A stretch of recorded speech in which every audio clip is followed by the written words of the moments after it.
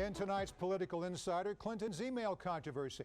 Today, Hillary Clinton's campaign announced that her personal server did contain classified information, but it was made secret after it had already been stored. Does that matter? For insight, we turn to our guest tonight on Capitol Insider, Dave Levinthal, senior reporter at the Center for Public Integrity. Dave, in the latest admission from the Clinton campaign, they say the server Hillary used while she was Secretary of State did contain material that is now classified, saying she was at worst a passive recipient of unwitting information that subsequently became deemed as classified. Now, that's a crafty response to a steadily growing controversy. Does it matter that the information was made classified after the fact? Would all of this have been avoided if she had just used the agency's server?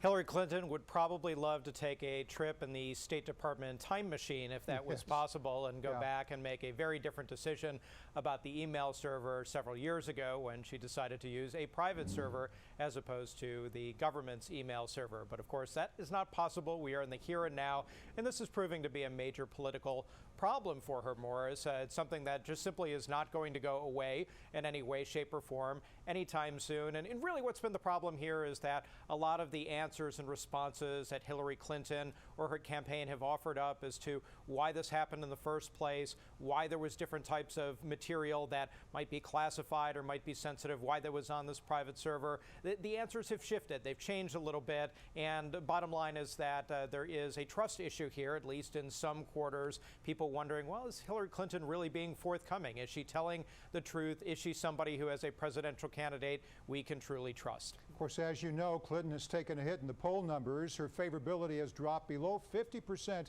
putting Donald Trump within 6 points of Clinton in a hypothetical matchup. Should Democrats be nervous that this latest news could bring her down even more? Democrats should be nervous because their leading candidate, their banner-waving, carrying candidate, is not doing as well as she had been doing a couple of months ago. So that, of course, is an existential problem for Democrats, but more localized to Hillary Clinton. She has her own problems right now in the Democratic primary. We have Bernie Sanders, who has been rising in the polls. A recent poll in New Hampshire, specifically, the first primary state, shows Bernie Sanders in a statistical dead heat with Hillary Clinton. So, Morris, this is an issue sort of immediate for Hillary Clinton, which is don't worry about Donald Trump. Don't worry about the Republicans. Worry about winning the nomination, which nobody really thinks that she's going to outrightly lose it or that she's in grave risk of not being the Democratic nominee. But there are other options out there, and Bernie Sanders is proving to be a strong and formidable challenger, at least in these summer months, with still, of course, several months remaining before we get to New Hampshire and Iowa, the first caucus and primary in the United States. Of course, another name that's being thrown around in the race is Vice President Joe Biden. Could he step in if it keeps getting worse for Hillary? It's an open question right now. Joe Biden, of course, is coming off a very tragic time for him. He lost his son. He's been doing a lot of soul searching. He took a vacation. He's definitely talking it over. Look, Joe Biden would love to be president. He's run for president twice. He's been the vice president for the past 7 years. It's something that he's flirting with right now and considering and thinking about and mulling. He's also in his 70s. He knows that his political career, regardless of what he does, is toward its end. So this is really the one opportunity that he's going to have to extend his political career if he wants to do it. If he was to jump in, he faces a whole variety of problems too. Hillary Clinton has some wildly strong support among many Democrats, and Bernie Sanders, of course, is an issue as well. So there are other practical implications for Joe Biden when it comes to running for president, and doing so at a fairly late stage in the game when a lot of big-time donors have already locked themselves up with a particular candidate. Yeah, you're right. All right, let's move on. The Federal Election Commission is refusing to release a taxpayer-funded study about the agency's computer networks.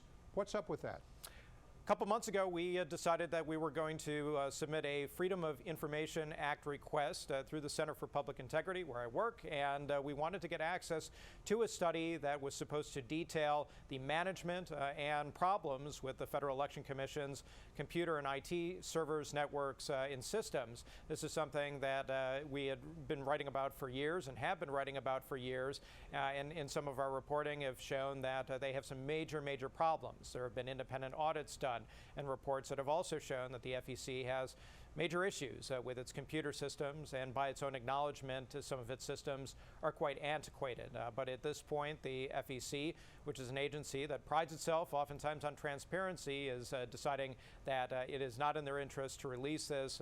We've talked to top officials over there, and they said it contains this study information that could make us vulnerable to future attacks, or potentially vulnerable if the information got out to people who didn't want to do well, so they're keeping it under wraps. You and I have been reporting on this. The FEC has struggled with its networks in the past. In October 2013, Chinese hackers got in. What's the agency doing to fix these issues? Is it even a priority for them?